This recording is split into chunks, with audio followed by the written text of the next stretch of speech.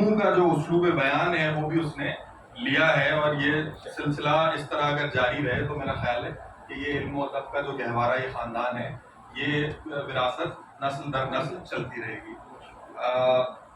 میں کچھ گزارشات پیش کرنا چاہتا ہوں۔ اس کتاب خاص طور پہ جو ڈائری ہے جلالی صاحب کی، اس کے حوالے سے، اس سے پہلے کا جو حصہ ہے درِ یگانہ کا جو پہلا ایڈیشن ہے، وہ تو ان کے وفات کے بعد یا چھپ چکا تھا، اور اس میں بہت اچھے اچھے مضامین ہیں، اور آپ دیکھ سکتے ہیں خاص طور پہ محمود رضوی صاحب کا مضمون جو ہے میرا خیال ہے ان کا مکمل سوانح خاکہ ہے، جلالی کا فضل جلیل۔ لیکن یہ جو ڈائری ہے میری نظر میں اس پر کچھ گفتگو کرنی چاہیے، کیونکہ وقت محدود ہے۔ میں جلدی جلدی اپنی گزارشات آپ کی خدمت میں پیش کرتا چلوں۔ لوگ ڈائری لکھتے ہیں، بہت سے لوگ لکھتے ہیں، لیکن یہ جو طبع ہوئی ہے ڈائری ہمارے سامنے، اس کے جو صفحات ہیں، اس کی بہت ساری خصوصیات ہیں، ایک ایک کر کے بیان کرتا چلوں۔ ایک تو اس میں ایک غالب نثری اسلوب پایا جاتا ہے، ایک کنسسٹنسی ہے۔ 24 سال پر محیط تحریریں ہیں، اور ظاہر ہے الگ الگ مواقع پر، الگ الگ جگہوں پر، الگ الگ حالات میں لکھی گئی ہیں، لیکن ایک کنسسٹنٹ اسلوب اس تحریک میں پایا جاتا ہے۔ اور نہ صرف یہ کہ یہ اسلوب اس میں پایا جاتا ہے، بلکہ اس میں ایک دھیمی نثر کا ایک جاذب اثر ہے جو کہ قاری کو اپنے آپ سے جدا ہونے نہیں دیتا۔ آپ جب اس کو پڑھتے چلے جائیں، وہ کہ اس میں ظاہر ہے کہ جیسے انہوں نے بتایا کہ کنٹینیوٹی نہیں ہے، کیونکہ کافی دن بعد کے صفحے بھی لیے گئے، مگر اس کے باوجود بھی خوشگوار حیرت یہ ہوتی ہے پڑھ کر کہ اتنا اچھا اسلوب بیان ہے اور اتنا اچھا اسلوب نثر ہے کہ آپ اس کو رکھ نہیں سکتے کتاب کو۔ اور میرا خیال ہے یہ کسی بھی تحریر کی بہت بڑی کامیابی ہوتی ہے، اور یہ اسلوب جو ہے دھیمی نثر کا، اس کا ایک پس منظر ہے کہ ان کی پیدائش علی گڑھ میں ہوئی، پھر ان کی پرورش میرٹھ میں ہوئی، پھر وہ بنارس بھی گئے، اور پھر لکھنؤ میں انہوں نے بہت عرصہ گزارا، تو ظاہر ہے وہ اس تحریر میں ہمیں نظر آتا ہے۔ اور یہ اسلوب بیان بہت خوبصورت ہے، اور اردو ادب میں اگر ہم اس کی نظیر پیش کریں یا یہ کہیں تو مختار مسعود صاحب کی جو نثر ہے، اس میں جو ان کی کتابیں ہیں آواز دوست اور لوح ایام، اس قبیلے کی نثر ہے، اور بہت شائستہ اور بہت ہی خوبصورت نثر ہمارے سامنے آتی ہے۔ تو ایک تو اس کی خوبی یہ ہے کہ اس میں ایک اسلوب بیان ہے، ایک کنٹینیوٹی ہے، اور جو قاری کو اپنے آپ سے جوڑ کر رکھتی ہے۔ دوسری اس کی بہت اچھی بات یہ ہے کہ یہ ہمارے اس پچھلے 50 سال کی، 24 سال پر محیط ڈائری ہے، اس عرصے کی ایک تاریخ کا ایک جز ضرور ہے۔ جب آپ اس کتاب کو پڑھتے ہیں، کیونکہ انہوں نے جو ڈائری لکھی ہے اس میں کوشش یہ کی ہے کہ جس دن کی ڈائری لکھی جائے اس دن ہونے والا اہم ترین واقعہ اس ڈائری میں موجود ہے۔ تو آپ یہ بہت اہم بات ہے کہ وہ اس 24 سال کی تاریخ کا ایک بہت مستحکم رخ ہمارے سامنے یہ ڈائری پیش کرتی ہے۔ اور تاریخ کا مسئلہ یہ ہے ہمیشہ سے کہ تاریخ ہمیشہ بادشاہوں کے واقعات بیان کرتی ہے۔ یعنی اسی کتاب میں جو محمود رضوی صاحب کا مضمون ہے جلالی کا فضل جلیل، وہ کارلائل کے قول سے شروع ہوتا ہے، جس میں اس نے کہا کہ تاریخ دراصل عظیم انسانوں کے واقعات کے تسلسل کا نام ہے، اور یہ حقیقت ہے۔ مگر یہ تاریخ کا سب سے بڑا پرابلم بھی ہے، کیونکہ تاریخ کبھی عام آدمی کی بات نہیں کرتی کہ اس کے مسائل کیا تھے۔ وہ یہ تو بتاتی ہے کہ اورنگزیب نے کیا کیا، اور شاہجہاں نے 22 کروڑ میں 20 سال کی مدت میں تاج محل بنایا، لیکن یہ نہیں بتاتی کہ وہاں اس وقت آگرے میں جو لوگ رہ رہے تھے ان کا طرز بود و باش کیا تھا، وہ کس طرح زندگی گزار رہے تھے۔ تو یہ تاریخ کے اوپر ایک اعتراض ہے جو کہ ہیروڈوٹس سے لے کے ابن خلدون تک، اور ابن خلدون سے لے کے ایڈورڈ گبن تک مسلسل یہ اعتراض رہا ہے کہ یہ بادشاہوں کی واقعات کا ایک تسلسل ہے۔ اس کتاب کو پڑھنے کے بعد کم از کم 24 سال کا یہ جو عرصہ جس پر محیط یہ کتاب ہے، اس میں آپ کو تاریخ کا عام آدمی کا رخ نظر آتا ہے۔ اس میں آپ کو پنجابی اور مہاجر جھگڑوں کی باتیں نظر آتی ہیں، اس میں آپ کو شیعہ سنی معاملات نظر آتے ہیں، اس میں آپ کو لسانیت کے معاملات نظر آتے ہیں، اور صرف یہ معاملات نظر نہیں آتے، اس پر عنایت حسین جلالی صاحب نے اپنی ایک منفرد رائے بھی دی ہے۔ ایک رائے ہر جگہ موجود ہے۔ یہ انہوں نے یہ میرے اور آپ کے لیے قرض اور ادھار نہیں چھوڑا کہ ہم واقعات پڑھ کے اپنی مرضی سے نتائج عرض کریں، بلکہ انہوں نے ہر ایک جگہ پہ اپنی ایک انتہائی سیکولر رائے دی ہے۔ یہ بھی بات بہت اہم ہے، وہ بہت مذہبی آدمی تھے، اور ظاہر ہے ان کا پس منظر مذہبی تھا، لیکن تحریر انتہائی سیکولر ہے، اور میں اس کے کچھ آپ کے سامنے کچھ نمونے بھی پیش کروں گا. مگر یہ ایک اہم بات ہے کہ اس عہد کی تاریخ جس میں اتنے جھگڑے خاص طور پہ کراچی کی، اس میں ان جھگڑوں کی بھی بات ہو رہی ہے، لیکن اس کے ساتھ ساتھ وہ یہ بھی بیان کرتے جاتے ہیں کہ اس کا پس منظر کیا ہے. اور جب مثال کے طور پہ یہ ایک میرے لیے ایک بہت ہی نیا آئینہ تھا یا نیا زاویہ تھا کہ انہوں نے کہا کہ 83 میں جو شیعہ سنی فسادات ہوئے کراچی میں، اس کا جو پس منظر تھا وہ یہ تھا کہ مہاجروں کو منقسم کر دیا جائے. آپ ان کی لاجک سے اختلاف ضرور کر سکتے ہیں لیکن ان کی لاجک کے ارتباط پر شک نہیں کر سکتے، اس کی مستحکم ہونے پر شک نہیں کر سکتے. اور میرا خیال ہے یہ کافی وزن ہے اس بات میں، اور یہ ایک مذہبی آدمی کے قلم سے لکھی ہوئی ایک انتہائی سیکولر بات ہے کہ انہوں نے کہا کہ یہ جھگڑے جو ہمارے سامنے ہو رہے ہیں اس میں دونوں طرف کے لوگ استعمال ہو رہے ہیں، یہ الفاظ اس میں موجود ہیں، اور جو دونوں طرف کے لوگ استعمال ہو رہے ہیں یہ سب کے سب کسی مفاد کے تحت ہیں، اور عام آدمی کا اس میں نقصان ہو رہا ہے اور عام آدمی جو ہے وہ اس میں گھاٹا اٹھا رہا ہے. تو بیسکلی یہ کتاب خاص طور پہ یہ ڈائری جو ہے یہ عام آدمی کا نقطۂ نظر پیش کرنے کی ہمارے سامنے کوشش کرتی ہے اور اس میں بہت حد تک کامیاب بھی ہوتی ہے. پھر جیسا کہ میں نے آپ سے عرض کیا کہ ایک صاحب اسلوب کی تحریر ہے، تو اس میں کہیں کہیں ہلکا ہلکا ہمیں اسلوب کا بہت اچھا رنگ نظر آتا ہے. مثال کے طور پہ جب کئی برس بعد وہ لکھنؤ گئے، ظاہر ہے جس جگہ انہوں نے تعلیم حاصل کی تھی اور جہاں ان کی جوانی گزری تھی، تو اس کو دیکھ کر انہوں نے جملہ کہا. وہ جملہ 50 برس کی لکھنؤ کی تہذیب کے اندر جو تبدیلی آئی اس کو بخوبی ہمارے سامنے پیش کرتا ہے. وہ کہتے ہیں جب میں لکھنؤ گیا تو مجھے لکھنؤ پہنچتے ہی لکھنؤ کچھ بدلا بدلا سا لگا. یہ جو بدلا بدلا سا ہے اس میں انہوں نے پوری 50 برس کی کہانی لکھنؤ کی بیان کر دی. یہی آرٹس کاؤنسل میں ایک تقریر میں میں نے سنا، جب افتخار عارف صاحب کافی عرصے بعد لکھنؤ گئے، شاید اسی دور میں جب جلالوی صاحب گئے تھے 80-85 اس کے لگ بھگ، تو انہوں نے کہا کہ جب میں لکھنؤ گیا تو مجھے بڑی حیرت یہ ہوئی کہ لکھنؤ میں ایک سائن بورڈ سوائے ایک حلوائی کی دکان اور شاید ایک اور اردو میں تھا، باقی کوئی اردو میں نہیں تھا. یہ انہوں نے بیان کیا، لیکن جلالوی صاحب نے لکھا کہ لکھنؤ مجھے کچھ بدلا بدلا سا لگا. یہ بدلا بدلا سا کے اندر یہ پوری داستان انہوں نے ہمارے لیے بیان کر دی، اور آئی تھنک کہ یہ ہمارے لیے بڑا سبق ہے. اور آج آپ دیکھ رہے ہیں کہ وہاں کیا حالات. تو بہرحال یہ ایک عکاسی ہمارے سامنے ہوتی ہے. دوسری بات یہ بھی بتا دوں، اس تحریر کی ایک تیسری خصوصیت، سب سے اہم خصوصیت جو ہے وہ یہ ہے کہ ایک انتہائی سچی تحریر ہے.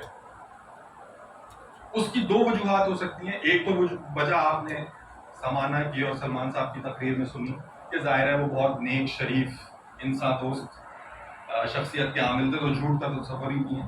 دوسرا یہ کہ ظاہر ہے وہ ایک اپنی ڈائری لکھ رہے تھے، تو ان کو ہی has nobody to please, انہیں کسی کو خوش کو کرنا نہیں تھا، لہٰذا وہ انتہائی سچی باتیں لکھتے چلے گئے. اور آپ اس کتاب کو جب اگر موقع ملے پڑھیں ضرور، تو آپ کو وہ سچی باتیں جھلکتی ہوئی نظر آئیں گی.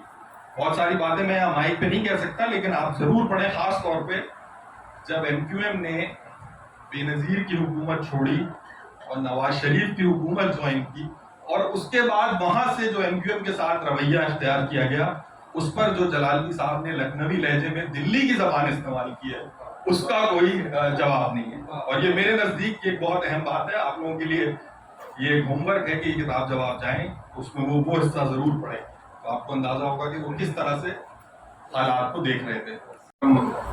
شاعر، ادیب، نقاد اور عظیم عالم جناب فراست رضوی صاحب سے کہ وہ آئیں اور اپنے خیالات کا اظہار کریں. محترم جناب فراست رضوی صاحب.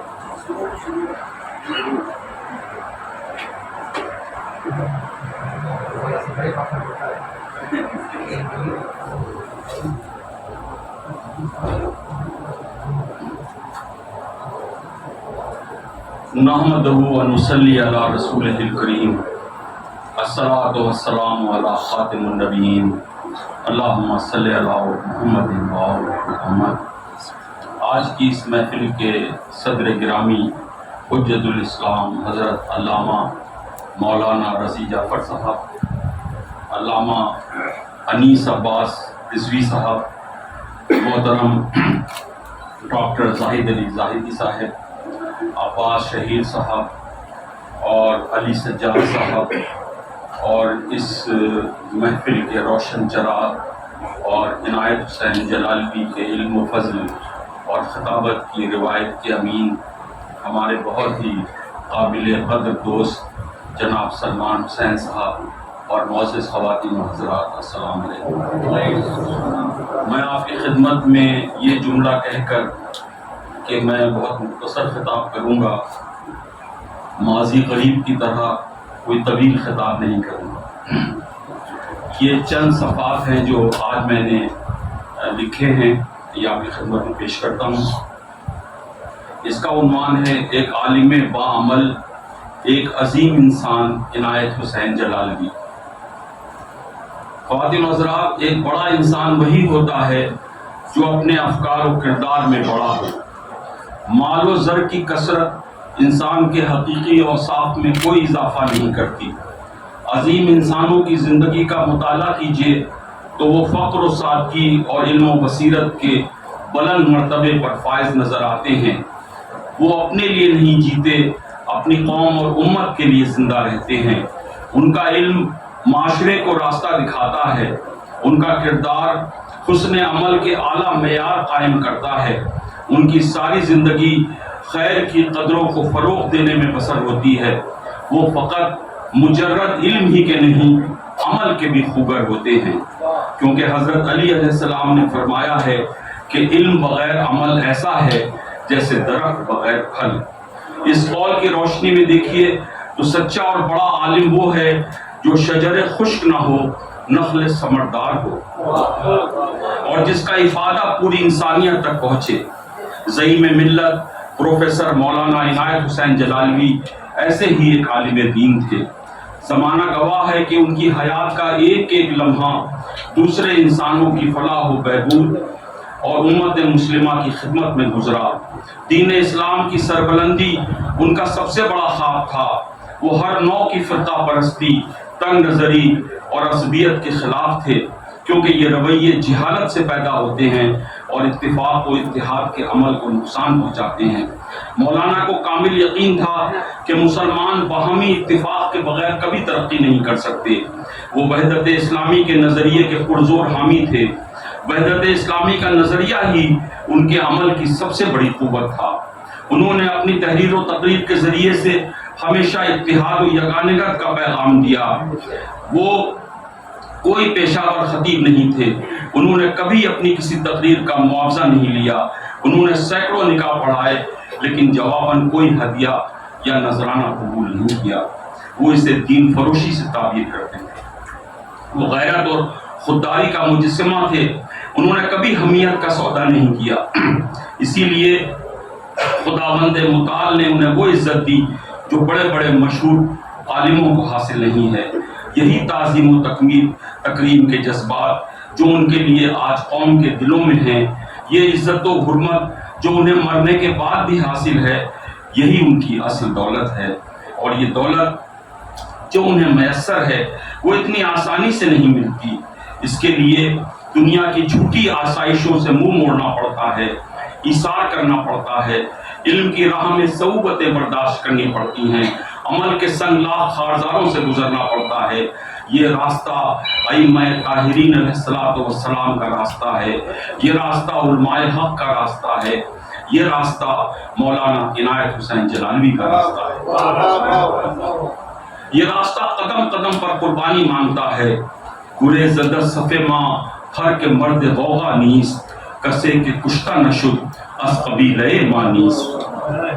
مولانا عنایت حسین جلالوی کے لیے ان کا خاندان، ان کے عزیز و اقارب، ان کے احباب یقیناً اہمیت رکھتے تھے، کیونکہ بنیادی طور پر وہ ایک محبت کرنے والے انسان تھے، لیکن ان سارے انسانی رشتوں پر ان کے دینی مقاصد فوقیت رکھتے تھے۔ ان کے لیے اسلام اور اطاعت رسول علیہ السلام سے بڑھ کر کچھ بھی نہیں تھا۔ انہوں نے محض زبانی تقریریں نہیں کی ہیں، اس مقدس وابستگی کو اپنے کردار و عمل سے بھی ثابت کیا ہے۔ ایسی کامل شخصیات ہمارے علماء میں نایاب نہیں تو کمیاب ضرور ہیں۔ ان کی عالمانہ شخصیت کا ایک وصف ان کی اجتماعی سوچ بھی ہے۔ وہ انفرادی سوچ کے آدمی نہیں تھے۔ تہذیبوں کو اور معاشروں کو بدلنے کا خواب وہی لوگ دیکھتے ہیں جو اجتماعی انداز فکر کے حامل ہوتے ہیں۔ میں مغربی تہذیب اور اس کے لامحدود تصور آزادی اور مغرب کے ملحدانہ نظریات کا سخت مخالف ہوں۔ لیکن میں مغرب کی اس خوبی کا دل سے معترف ہوں کہ مغرب کی فکر انفرادی نہیں، اجتماعی ہے۔ وہ جو بھی ایجاد کرتے ہیں اس کا استعمال صرف ان کے لیے نہیں ہوتا، وہ اسے سارے انسانوں کی میراث سمجھتے ہیں۔ کینسر جیسے موذی امراض کی دوائیں ہوں، موبائل فون ہو، مہلک ہتھیار ہوں، ٹیکنالوجی اور سائنس کی ترقی اور تحقیق سے حاصل ہونے والی سہولتیں ہوں، مغرب اسے ساری دنیا تک پہنچانا اپنا انسانی فرض سمجھتا ہے۔ یہاں تک کہ مغرب کے دشمن مغرب پر جب وار کرتے ہیں تو وہ مغرب کے بنائے ہوئے ہتھیار استعمال کرتے ہیں۔ ان کی ایجادات سے ان کے بدترین دشمن بھی مستفیض ہوتے ہیں اور مغرب کو اس پر کوئی اعتراض نہیں ہے۔ یہی مغرب کی ترقی کا راز ہے۔ مغرب اپنے اس اجتماعی سوچ کے نظریے کو ہیومنزم کی اصطلاح میں بیان کرتا ہے۔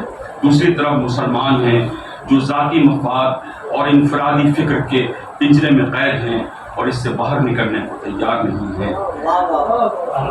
میں مغربی افکار کا مداح خواہ نہیں ہوں، لیکن ہمیں دشمن سے بھی اچھی باتیں سیکھنی چاہیے۔ مولا علی نے کہا تھا، علم و حکمت مومنوں کی گمشدہ میراث ہیں، جہاں سے بھی ملے انہیں حاصل کر لو۔ مولانا عنایت حسین جلالوی اس راز کو جانتے تھے، بقول اقبال وہ دانائے راز تھے اور اس اجتماعی فکر کو اپنی قوم میں بھی عام کرنا چاہتے تھے، لیکن وہ اس میں کامیاب نہیں ہو سکے کیونکہ کیپٹلزم کے بڑھتے ہوئے اثر نے علماء کو بھی ذاتی مفادات کا گرویدہ بنا دیا تھا۔ حرص و ہوس کی طاقتوں اور دنیا کی چکا چوند نے عام انسان سے حقیقت کے ادراک کی صلاحیت کو چھین لیا تھا۔ پھر بھی وہ مایوس نہیں ہوئے، مقدور بھر ان افکار کی تبلیغ کرتے رہے جو رسول اور اطرت رسول علیہ الصلوۃ والسلام کے افکار تھے۔ وہ اپنی تقریروں اور قلم سے قرآن کی تعلیمات اور سیرت مصطفیٰ صلی اللہ علیہ وآلہ وسلم کا درس دیتے رہے۔ ان کا منشور تھا، کوئی چلے نہ چلے تم قدم رواں رکھنا، کوئی سنے نہ سنے تم پکارتے رہنا۔ وہ صحرا میں اذان دے رہے تھے مگر کسی بندہ خدا کے آنے کی امید ان کے دل میں زندہ تھی۔ ان کی یہی امید پرستی اور خدا پر ان کا غیر متزلزل یقین تھا جس کے لیے آج ہم ترستے ہیں۔ شاید مرد مومن ایسے ہی ہوتے ہیں، کافر ہے تو ہے تابع تقدیر مسلمان، مومن ہے تو وہ آپ ہے تقدیر الہی، کافر ہے مسلمان تو نہ شاہی نہ فقیری، مومن ہے تو کرتا ہے فقیری میں بھی شاہی۔ ان کی شخصیت جدید اور قدیم علوم کا سنگم تھی۔ وہ جامعہ منصبیہ میرٹھ، جامعہ جوادیہ بنارس اور سلطان المدارس لکھنؤ جیسے دینی مدرسوں میں پڑھے۔ ان کے ہم جماعتوں میں مولانا کلب عابد، مرتضیٰ حسین فاضل اور آغا طیب الجزائری جیسے جید علماء دین، خطبہ اور محققین شامل تھے۔ پھر انہوں نے بعد میں جدید تعلیم حاصل کی۔ وہ حسینی اسکول ناظم آباد میں مدرس رہے، پریمیئر کالج، جناح کالج اور جامعہ کراچی میں بھی انہوں نے تدریس کے فرائض انجام دیے۔ وہ بحیثیت پروفیسر ریٹائر ہوئے۔ ان کی روشن خیالی اور وسعت قلبی کے جہاں بہت سے محرکات ہوں گے، وہاں ایک پہلو یہ بھی ہے کہ وہ محض مدرسے کی پروڈکٹ نہیں تھے۔ وہ جدید نظریات اور عصری تقاضوں سے بخوبی واقف تھے۔ وہ زمانے کے تغیرات کی طاقت کو جانتے تھے، اسی لیے وہ اسلامی تشریحات میں کسی جامد فکر کے خلاف تھے۔ ان کا اسلام ڈائنامک اسلام یعنی حرکی اسلام تھا۔ وہ بدلتی دنیا کے قدم بہ قدم اپنی قوم کو چلانا چاہتے تھے، لیکن قرآن اور خیر کی اقدار کا دامن تھام کر انہیں خبر تھی کہ تغیر سے کوئی نہیں لڑ سکتا، اس لیے خود کو بدلنا بہت ضروری ہے۔ اسی سفر کا نام ارتقاء ہے۔ اسلام کے بارے میں ان کے خیالات اجتہاد کا رنگ لیے ہوئے تھے، اسی لیے ان کے افکار آج بھی زندہ ہیں۔ ان کا کردار ایک روشن چراغ کی طرح تھا جو آج بھی ہمیں قرآن اور اہل بیت کے راستے کی طرف بلا رہا ہے، ثقلین کے جادے کی طرف، خدا کی توحید کی طرف اور آخرت کی بھلائی کی طرف۔ یہ ان کی شخصیت کی اخلاقی قوت اور ان کے افکار کی سچائی ہے جس کی وجہ سے آج ہم انہیں یاد کرنے کے لیے یہاں جمع ہوئے ہیں۔ ان کی قومی اور دینی خدمات کا دائرہ بہت وسیع ہے جس پر دفتر کے دفتر لکھے جا سکتے ہیں بقول منیر نیازی جمال یار کا دفتر رقم نہیں ہوتا، کسی جتن سے بھی یہ کام کم نہیں ہوتا۔ مجھے خوشی ہے کہ ان کے خانوادے نے ان کی تحریروں کو ان کے 24 سالہ روزانہ کی بنیاد پر لکھی جانے والی ڈائریوں کے اوراق پارینہ کو در یگانہ کی شکل میں محفوظ کر دیا، اور ان منظومات، مضامین اور تعزیت ناموں کو بھی اس کتاب کی زینت بنا دیا جو مشاہیر امت نے ان کے سانحہ ارتحال پر ارسال کیے تھے۔ یہ کتاب سوانحی زاویے سے ان کا حیات نامہ بھی ہے اور یاد نامہ بھی۔ یوں تو ان کے پورے خاندان پر ان کے تقوی، سادگی اور علم و فضل کا گہرا اثر ہے، لیکن خصوصیت کے ساتھ ان کی بڑی صاحبزادی محترمہ نصرت زہرا نے اور ان کے ہونہار، دیانتدار اور مہذب بیٹے سلمان حسین نے ان کی خطیبانہ روایت کو زندہ رکھا ہوا ہے۔ ان کے لگائے ہوئے یہ دونوں نخل سرسبز بہترین ذاکر اور ان کی علمی میراث کے امین ہیں۔ قوم کو ان دونوں سے بہت امیدیں ہیں۔ مجھے یقین ہے ان کے علم اور تقوی کی روایت ان کے خانوادے کی آئندہ نسلوں میں بھی منتقل ہوگی۔ جلالی، علی گڑھ کے سادات، اپنی سرزمین سے وابستہ اس قلندر مزاج فقیر منیش، امیر سلطنت عشق علی، جید عالم دین اور خطیب نکتہ رس پر جتنا بھی فخر کریں کم ہے، کیونکہ صحرائے زمانہ میں ایسے گلاب صدیوں میں کھلتے ہیں۔ ایسے ہی نایاب مرد مومن کے لیے اقبال نے مسجد قرطبہ میں یہ اشعار لکھے جس میں آپ کو حضرت عنایت حسین جلالوی کی پوری شخصیت کا عکس نظر آئے گا۔ ہاتھ ہے اللہ کا بندہ مومن کا ہاتھ، ہاتھ ہے اللہ کا بندہ مومن کا ہاتھ، غالب و کار آفرین، کار کشا کار ساز، خاکی و نوری نہاد، بندہ مولا صفات، ہر دو جہاں سے غنی، اس کا دل بے نیاز، اس کی امیدیں قلیل، اس کے مقاصد جلیل، اس کی ادا دل فریب، اس کی نگاہ دل نواز، نرم دمے گفتگو، گرم دمے جستجو، رزم ہو یا بزم ہو، پاک دل و پاک باز، نقطہ پرگار حق، مرد خدا کا یقین، اور یہ عالم تمام وہم و طلسم و مجاز۔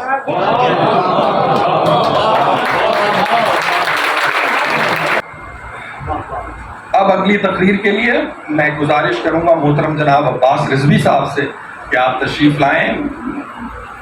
عباس رضوی صاحب دانشور ہیں، شاعر ہیں، ادیب ہیں، ان کی بھی شخصیت کے کئی گوشے ہیں اور یقیناً آپ ان کے نگارشات سنیں گے تو اس سے آپ سب بھی استفادہ کر سکتے ہیں۔ محترم عباس رضوی صاحب۔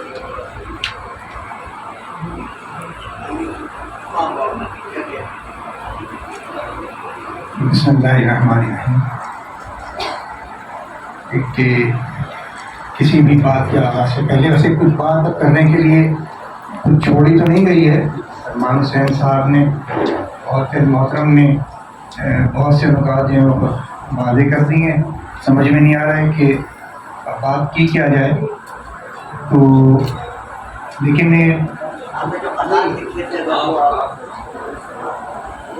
کوئی بھی بات سے پہلے میں آپ کو بتا دوں کہ اس کتاب کے اندر ایک مضمون ہے،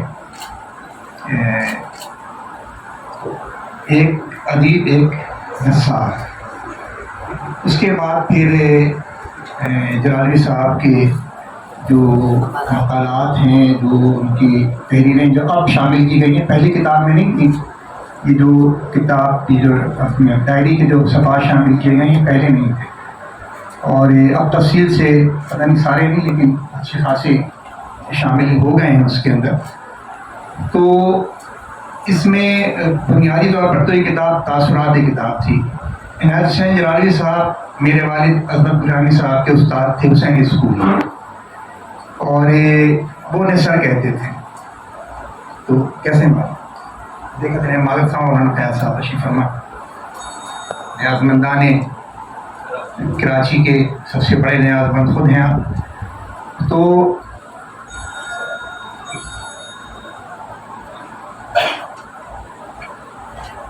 آپ انہیں سر کہتے تھے۔ پھر پریمیئر کالج میں حسین اسکول کے بعد جب آپ نے ملازمت اختیار کی اور وہ نیشنلائز ہو گیا، تو میرے بڑے بھائی مسعود رضوی جو ہیں وہ پریمیئر کالج میں بی.کام کے لیے انہوں نے ایڈمیشن لیا، تو وہاں بار دیگر ہمارے خاندان کو شرف حاصل ہوا کہ وہ ان کے استاد تھے۔ تو پاپا کے بھی استاد تھے وہ، اور میرے بڑے بھائی کے بھی استاد تھے. ہمارے گھر میں جلالی صاحب کو نہ جلالی صاحب کہا جاتا ہے نہ علامہ، ہم سب انہیں پیدائشی طور پہ سر کہتے ہیں. تو ابھی تک جو میں کہتا ہوں وہ انہیں صحیح کہتا ہوں. بسم اللہ الرحمن الرحیم. معزز سامعین السلام علیکم. اس دعا کے ساتھ اپنے مختصر سے خطاب کا آغاز کروں گی کہ اے عالم نجوم و جواہر کے کردگار، مجھ کو بھی گرہ شام و سحر کھولنا سکھا. اب زہر ذائقے ہیں زبان حروف کے، ان ذائقوں میں خاک شفا کھولنا سکھا. دل مبتلا ہے کب سے عذاب سکوت میں، تو رب نطق و لب ہے مجھے بولنا سکھا. اور یقیناً یہ پروردگار کی خاص عنایت ہے کہ اس نے بحق محمد علیہ الطیبین الطاہرین بولنا سکھایا. اور ایک اور خاص عنایت یہ کہ اس نے مجھے وراثتاً یہ عطا تحفے میں بھی دی کہ میرا تعلق خانوادہ مولانا سید عنایت حسین جلالوی سے ہے الحمدللہ. اور یہ بات میرے لیے بہت شکر کی ہے، مقام شکر کی ہے کہ یہ خطابت اور جو تھوڑا بہت علم ملا ہے ورثے میں، اس میں مولانا صاحب کا یعنی میرے دادا کا بہت بڑا کردار رہا ہے. ان کے ساتھ وقت تو بہت کم گزرا، لیکن جتنی یادیں ہیں وہ اب بھی ذہن میں نقش ہیں. جیسے کہ ابھی مجھ سے پہلے جن صاحب نے تقریر کی اور کہا کہ ایسی شخصیات ملت کے لیے ہوتی ہیں اور گھر میں ان کا وہ خطاب یا وہ کردار نظر نہیں آتا. اور یہ حقیقت ہے کہ خاموش لوگ بلا کے خطیب ہوتے ہیں. تو جب بھی ملاقات ہوتی تھی ہم انہیں چچا جان کہتے تھے، کیونکہ میرے دادا کے حقیقی سگے چھوٹے بھائی ہیں مولانا عنایت حسین جلالوی، اور میرے والد اور ان کے بھائی یعنی میرے چچا بہت بچپن میں ہی یتیم ہو گئے تھے. تو انہوں نے مولانا عنایت حسین جلالوی نے سنت ابو طالب کو زندہ رکھتے ہوئے اپنے یتیم بھتیجوں کی بہترین انداز میں پرورش فرمائی، کفالت فرمائی. اور وہی کہ ایک خاص انداز ان کا گھر میں ہوا کرتا تھا. یہاں ان کی شخصیت کے مختلف پہلو اجاگر کیے گئے، لیکن میری یادداشت میں جو حصہ رہا ہے وہ میں آپ لوگوں کے سامنے بیان کروں گی.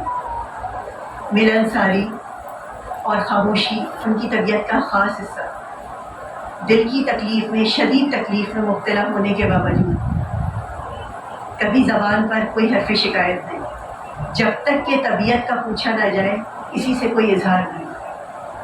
اور وہی کہ جو قول معصوم ہے کہ بیماری کی شکایت کسی سے نہ کرو، اس پر عمل پیرا نظر آتے رہے. پھر ساتھ ساتھ وہ شفقت جو بزرگوں کا ایک خاص شیوا رہی. اور اب تو یہ نسل محروم ہے، کیونکہ ہمارے لیے تو بزرگ بھی موبائل ہی ہو گیا ہے. ہماری تربیت کا خاص جو موبائل ہے، ماؤں نے اپنی گودیں خالی کر دی ہیں اور موبائل دے کر پرورش اولاد ہو رہی ہے. المیہ ہے اس دور کا. لیکن مولانا صاحب کے ساتھ جتنی دیر بھی جب بھی وقت گزرا الحمدللہ بہت کچھ سیکھنے کا موقع ملا مجھے. اور ان کی ڈائری جس کو روزنامچے کہتے ہیں، یہ حقیقت ہے کہ اس میں ایک تاریخ ہے پوری، چاہے وہ انقلاب ایران کے اسباب ہوں اور اس کے بعد کے جو اثرات ہیں اس کے بارے میں کہ کیا کیا وہ وجوہات تھیں کہ جن کی وجہ سے 1000 سالہ بادشاہت کا خاتمہ ہوا، یا امام خمینی رحمۃ اللہ علیہ کے بارے میں ان کے جو خیالات تھے، یا پھر وہی کہ جو کراچی میں فسادات تھے ان کے کیا اسباب ہیں. پھر گھریلو جو معاملات ہیں اس کے بارے میں بالکل سادگی کے ساتھ، سلاست کے ساتھ جو انہوں نے ایک روانی سے ڈائری میں بیان کیا ہے، وہ پوری تاریخ ہے. اور یہ وہ الفاظ ہیں کہ جن کے لیے بے شک یہ شعر کہا جا سکتا ہے کہ مر بھی جاؤں تو کہاں لوگ بھلا ہی دیں گے، مر بھی جاؤں تو کہاں لوگ بھلا ہی دیں گے، لفظ میرے ہونے کی گواہی دیں گے. تو یہ حقیقت ہے کہ مولانا صاحب کی شخصیت کے مختلف گوشے ہیں، اور چچا جان ہمیشہ ہمارے لیے ایک آگے بڑھنے کے لیے انہوں نے مختلف طور پہ ہمیں ایک موٹیویشنل فیکٹر دیتے رہے، کس طرح سے کہ ہر ایک سے اس کی جماعت کا پوچھنا اور آگے کیا ارادہ ہے، اور یہ نہیں کہ اگر مولانا ہے عالم دین ہے تو اپنی حد تک صرف جو ایک ان کا حدود ایک دائرہ کار ہوتا ہے، بس وہی اپنی دلچسپی کے سوالات، لوگوں سے ان کی سطح کے مطابق آ کر بات کرنا، یہ بھی ایک بہت بڑا کمال ہوتا ہے۔ اب ہر ایک کو اتنا جو علوم دینیہ ہے ان سے دلچسپی نہیں ہوتی، ہر انسان کا اپنا کیلیبر ہوتا ہے، لیکن وہ ہر ایک کی ذہنی سطح کے مطابق اس سے سوال جواب کرتے تھے تاکہ جو آئے اس کو ایسا نہ لگے کہ وہ بالکل ہی اس سے انوالو نہیں کیا جا رہا ہے باتوں میں۔ بس میں یہیں پر اپنی گفتگو کو تمام کروں گی کہ یہ ایک بہت بڑا پروردگار نے ہمیں اعزاز دیا ہے کہ اس وقت ہم یہاں موجود ہیں، اور پروردگار اس خانوادے کو اور اس سے وابستہ تمام افراد کو اس علم سے جڑنے کی توفیق عطا فرمائے جو چچا جان کی تعلیمات کا خاصہ ہے۔ ہمیں نہیں معلوم، ہمیں تو بعد میں پتہ چلا، کیونکہ ظاہر ہے کہ اتنا نہ ساتھ رہا اور وہ وقت بھی اتنا نہیں تھا کہ ہمیں پتہ چلتا کہ صادق آل محمد صلی اللہ علیہ وسلم پر وہ سیمینار کیا کرتے تھے ہر سال، اور کتنی ہی امداد ہے جو وہ خاموشی سے کرتے رہے۔ یہ بھی ائمہ کی سنت رہی ہے ہمارے معصومین کی کہ پرچار نہ ہو، کبھی خاموشی کے ساتھ خاندان میں اور خاندان سے باہر کتنے ہی انہوں نے لوگوں کی مدد کی، لیکن کبھی بھی نہ اظہار کیا نہ جتایا۔ بس یہیں پر میں اپنے کلمات کو ختم کرتی ہوں کہ بوزر صفت انسان تھا، ممبر کی ضیا تھا، کردار میں وہ سارے زمانے سے جدا تھا، اس دور خرابات میں بے قدر تھا، لیکن جو جتنا سمجھتا ہے وہ کچھ اس سے سوا تھا۔ مذہب کو کبھی اس نے بنایا نہ تجارت، اس واسطے وہ سارے زمانے سے برا تھا۔ عالم تھا، مفکر تھا، مدرس تھا عنایت، اور کوہ معانی کی بلندی پہ کھڑا تھا۔ بہت شکریہ۔